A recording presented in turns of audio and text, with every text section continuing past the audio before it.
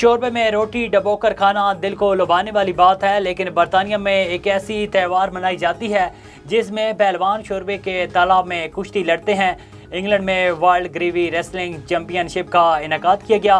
पहलवानी के ये मुकाबले गुज़श्ता 12 बरस से इंग्लैंड में मुनक्किद करवाए जाते हैं।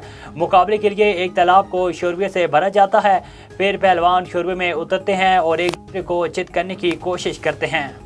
अमेरिका में इस वक्त सोशल मीडिया पर एक बहस छिड़ी है। इसकी वजह मुसव्वरी के मुकाबले में अव्वल इनाम मसनूई ज़ियाना सॉफ्टवेयर देना है। कोलोराडो में मुनक्किदा इस मुकाबले में इंसान भी शामिल थे, जिसे फेयर फाइन आर्ट्स मुकाबले का नाम दिया गया था। इसमें डिजिटल आर्ट का एक नमूना बाजी ले गया, जिसे जैसन एल नामी शख्स ने सॉफ्टवेयर की मदद से बनाया था।